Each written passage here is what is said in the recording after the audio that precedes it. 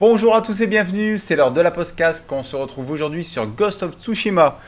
Je vous parle du jeu, avec ma capture de gameplay, pris directement, parce que la dernière fois j'avais essayé, par rapport à la vidéo sur Horizon, j'avais essayé comment dire, le, la lecture à distance. Bon, c'est pas ça, c'est pas top, c'est pourri. Donc là, j'ai pris mes captures d'écran directement, mes captures vidéo directement sur la console, et comme ça au moins on aura un petit peu plus de qualité. Donc, Ghost of Tsushima, le jeu où j'ai perdu mon honneur. Pour la simple et bonne raison, c'est un jeu de samouraï, on le sait très bien, parfait. Bon, sauf que, voilà, on va pas tergiverser. Le combat du samouraï, tout à l'honneur. J'annonce ma venue. Le combat face à face, limite 1 contre 100. C'est bien, c'est beau, c'est chevaleresque, mais dans la réalité, ça tient pas, hein. Donc surtout, le synopsis, c'est quoi? Voilà, simplement, l'invasion mongole sur l'île, bon déjà sur le Japon, mais sur l'île de Tsushima, ok? Donc au début, on s'en mange une sacrée, etc. On se fait littéralement laminer. Le but du jeu, c'est de reprendre notre île, là, évidemment. Donc, sauf que on n'est pas nombreux. On n'est pas nombreux du tout. Et limite, vous, en tant que joueur, vous êtes tout seul. Quelques alliés, ok, peut-être. Pour le scénario, ça fait bien. Mais sinon, vous êtes tout seul. Donc, comment reprendre l'île? Bon, façon samouraï, ça va être un petit peu dur. Donc, notre petit héros, notre ami Jin Sakai, va petit à petit s'engouffrer vers la voie du ninja. Voilà, la voie du shinobi. Ce qui semble un peu plus logique, un peu plus efficace, et enfin voilà. Donc parfait, pile, la confrontation. Au moins comme ça vous voyez ce que c'est. Donc un coup de temps en temps, ça. Voilà, on dégaine en premier, le one shot, et on continue. Bon, j'ai terminé le scénario, il m'a fallu 20 heures. Point. 20 heures, j'ai pas trop fait de quête annexe, mais quasiment pas. Quasiment pas, mais vraiment, hein. Ni les objectifs et compagnie, comment dire, les collectibles, tout ça. Même découvrir la carte, j'ai vraiment fait juste pour le scénario. Donc je l'ai fait en mode normal. Voilà, c'est possible. C'est possible. Voilà, faire le jeu en mode normal, sans faire les quêtes annexes, en 20 heures. Voilà, au moins ça vous donne une petite tranche à peu près. Hop, on va revenir 2 secondes. Point. Donc vous voyez très bien, alors, la tenue du perso, voilà. Voilà. Alors ici, vous avez comment dire, tout ce qui est arme de lancer. Donc voilà, simplement vous choisissez, hein. Donc soit des petits, voilà, soit les bombes, soit l'arc, ou soit en dessous, tout en bas, les fléchettes. Les fléchettes empoisonnées, évidemment. Bon, voilà. De l'autre côté, vous choisissez vos types de munitions. Bref. Donc là, alors, niveau exploration, c'est top. C'est top, il y a de l'exploration à fond, ça c'est vrai. Au début, j'avais un petit peu peur sur le mode exploration pour la simple et bonne raison que, attention, voilà, j'avais peur de l'interface, du manque d'interface. J'avoue, voilà. Je sais qu'il y en a qui aiment bien ne rien avoir à l'écran, compagnie, ne pas être guidé, aller chercher, voilà, derrière un puits, derrière un arbre, après le lac. C'est bon. Moi, pour ma part, en tout cas, j'ai donné par rapport à mes années sur World of Warcraft où au début, voilà, avis aux connaisseurs, c'était comme ça. Bon, petit à petit, voilà, ça a été de plus en plus indiqué. Et j'avoue que dans les jeux, surtout les open world, je préfère que ça soit indiqué. Bon, pour la navigation, alors ça fonctionne simplement, bon, à peu près comme tous. Vous avez votre carte, vous mettez votre point d'intérêt. L'indication, c'est le vent. Donc, vous avez le petit pavé, le pavé tactile sur la manette de la PlayStation. Vous glissez. Voilà, vous voyez le vent qui commence à arriver. Très bien. Donc, ça vous indique, ça vous met à peu près, ça vous aiguille. Bon, suivez le vent. Voilà, simplement. Donc, au moins, et après, vous trouvez tous vos objectifs sur la carte. Voilà. Donc là, nous sommes en pleine séance de haïku, voilà. Donc vous avez vu, vous avez plusieurs choix à faire et compagnie. Donc bon, ça c'est assez sympa. Voilà, la petite carte. Donc maintenant que j'ai terminé le jeu, évidemment que on va faire les petites quêtes annexes, les petits collectibles, tout ça, histoire de prolonger, prolonger, prolonger.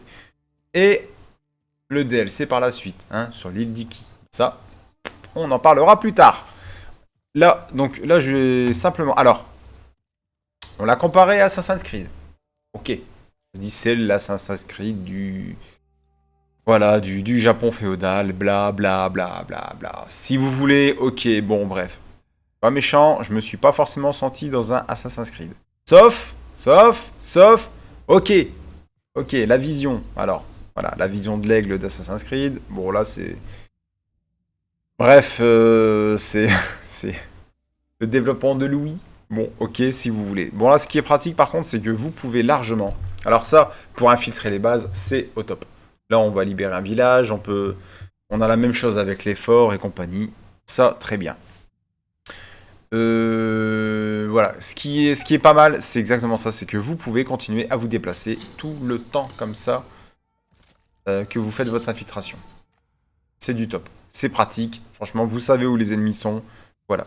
Vous avez différentes manières de les... Spectaculaire, bon, spectaculaire. Ah là, j'avoue, hein, j'avoue, c'est la lettre d'amour au film de samouraï, au samouraï directement. C'est... Enfin, en tout cas, c'est... comme samouraï et ninja, voilà. Vous avez le choix. Vous avez le choix. Enfin, comment dire. Vous n'allez pas influer sur le scénario pour autant, mais par contre, dans votre façon de procéder, vous aurez le choix. Si vous voulez, vous la jouez au samouraï, donc j'annonce ma venue, je me bats contre tout le monde. Ou alors, si vous préférez la voie du shinobi. Très intéressant, qu'est-ce qui vient de se passer? On revient. Pour les combats au corps à corps. Alors, vous avez différents ennemis. Des ennemis à l'épée, au bouclier, à la lance et les gros balèzes. Voilà, les gros balourds. Vous avez les postures différentes pour chaque ennemi.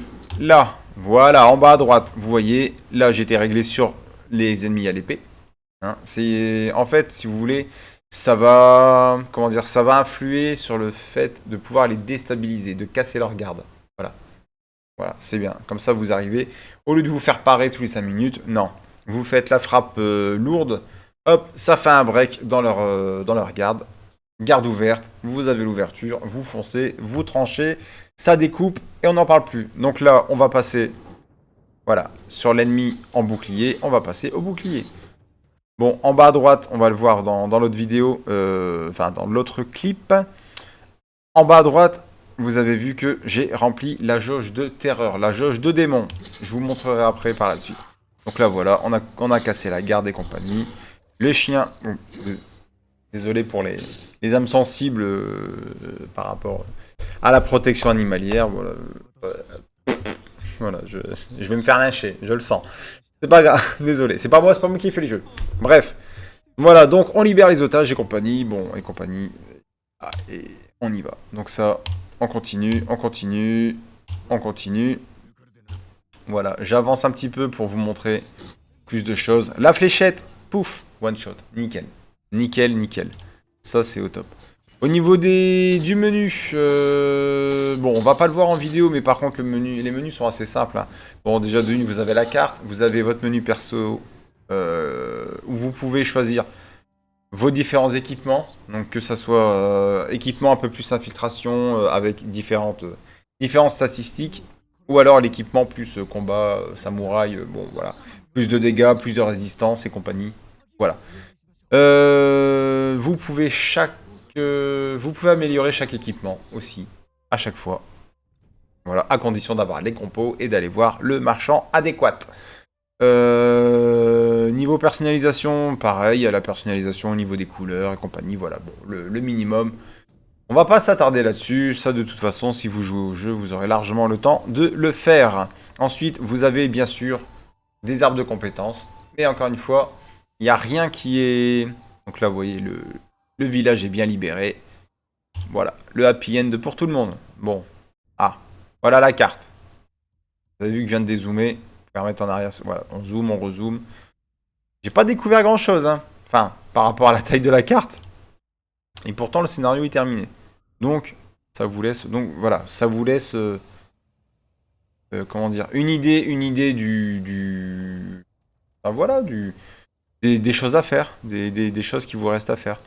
Alors par contre, le jeu est beau. Le jeu est beau. Bon, il n'y a que deux choses qui m'ont chiffonné, attention. Le jeu, les décors, les paysages, tout ça sont magnifiques. Par contre, ça, il ne fait pas partie non plus des plus beaux jeux, on va pas se mentir. Sur le côté facial, voilà, les expressions, c'est pas, voilà, c'est pas ça, ça reste un petit peu, je vais pas dire arriéré, mais bon, ça reste en retrait. C'est pas ce qui se fait de mieux, hein. C'est un jeu qui est sorti en 2020. Vous avez The Last of Us qui est sorti quasiment pareil. Voilà, c'est pas pareil. C'est pas pareil du tout, par contre, au niveau de la réalisation. Puis c'est la seule chose qui m'a gêné. Attention, ça après, ça dépend.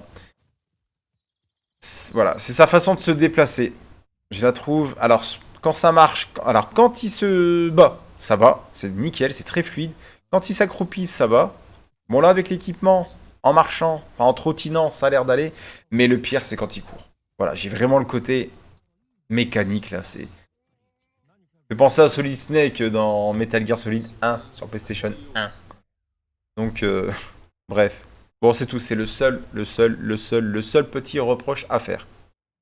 En tout cas pour ma part. Si vous en avez d'autres, n'hésitez pas. Ce serait toujours intéressant.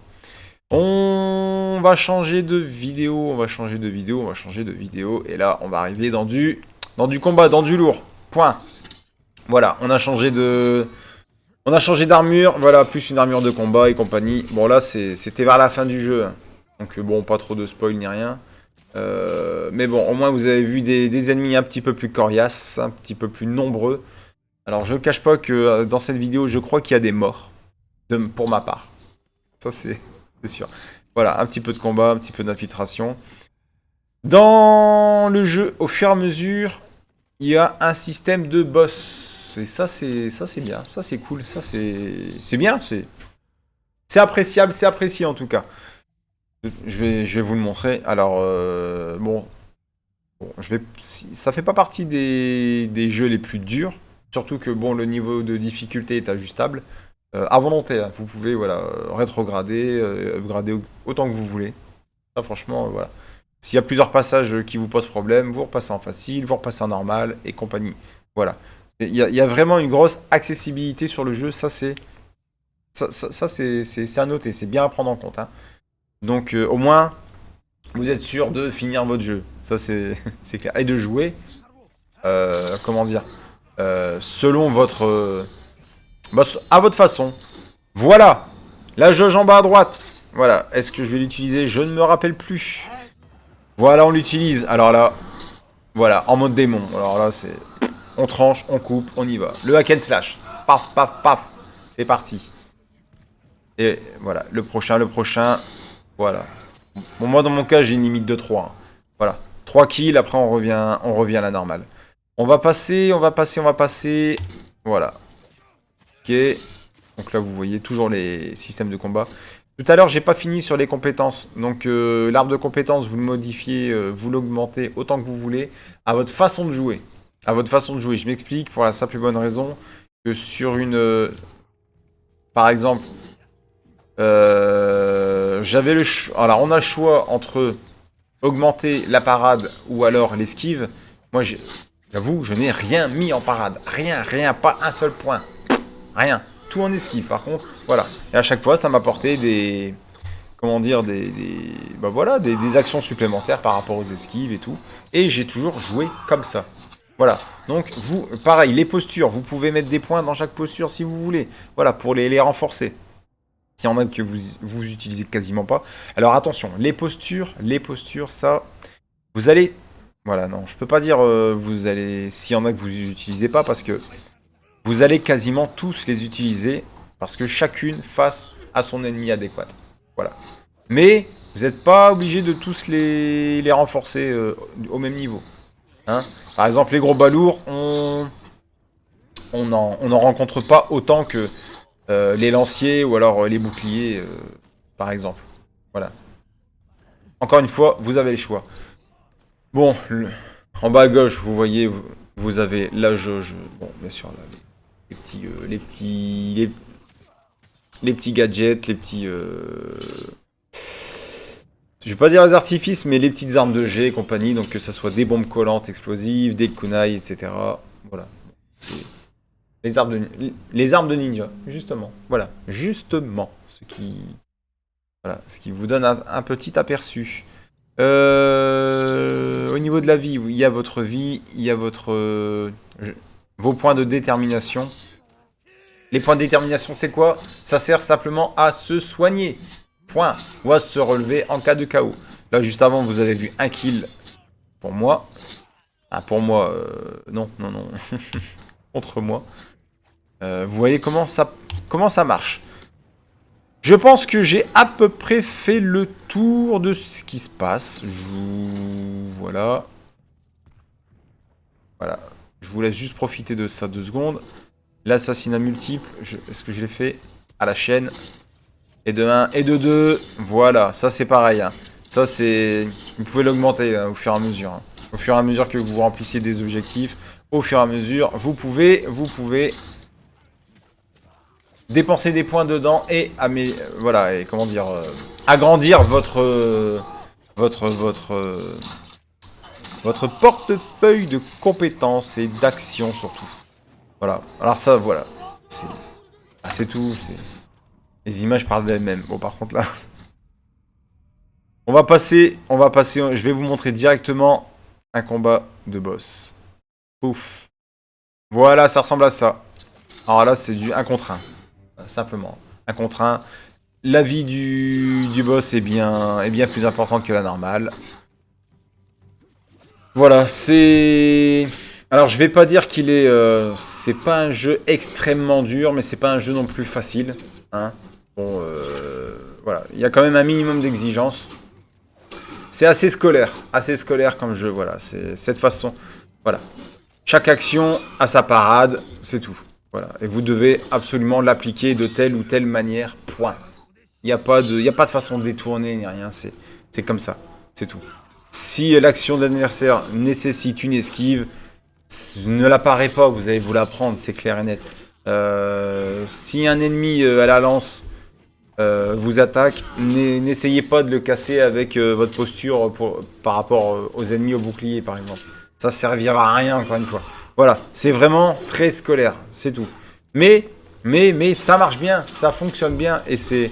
Moi, franchement, j'ai passé un excellent moment sur le jeu, et je vais en passer encore d'autres, hein, ça c'est clair. Mais voilà, je le conseille vraiment à tous, surtout qu'il est plus très cher actuellement. Hein. Je pense que pour une trentaine d'euros maxi, je pense que vous pouvez l'avoir. Exclusif sur PlayStation 4. Hein. PlayStation 4, PlayStation 5 pour ceux qui en ont. Hein. Voilà, c'est pas de mal à veille. Surtout quand on voit les stocks actuels. Là. Donc voilà. Je sais pas si la vidéo a bugué. On va la remettre en arrière pour voir. Non, on va la relancer toute seule. Toute seule. Pour... Pouf, on va se remettre.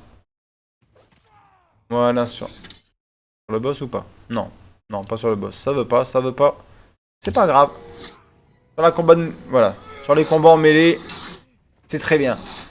Est-ce que j'ai oublié quelque chose? J'en sais rien, je pense pas. Je pense que j'ai tout dit sur le sujet. Et je pense que les vidéos et les commentaires vous ont donné un petit aperçu. Non. Après, voilà.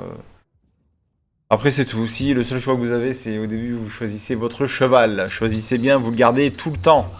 Voilà, jusqu'à la fin du jeu. Donc, bon, c'est tout. C'était la seule chose à dire. Non, puis par rapport au temps de jeu, voilà, je vous dis vraiment une vingtaine d'heures. C'est largement faisable. Largement faisable. Alors, peut-être, il y en a certains qui feront un petit peu moins, d'autres un petit peu plus. Mais au début, j'avais lu sur internet comme quoi c'était une trentaine d'heures comptées pour le scénario. Non, 20 heures suffiront. Franchement, voilà. Donc là-dessus, j'espère que vous avez apprécié la vidéo, j'espère que vous avez apprécié les vidéos, j'espère que vous apprécierez le jeu. Et pour ceux qui l'ont fait, n'hésitez pas à donner vos impressions, vos commentaires. Et si vous avez aimé la vidéo, n'hésitez pas à vous abonner. Bon amusement, salut!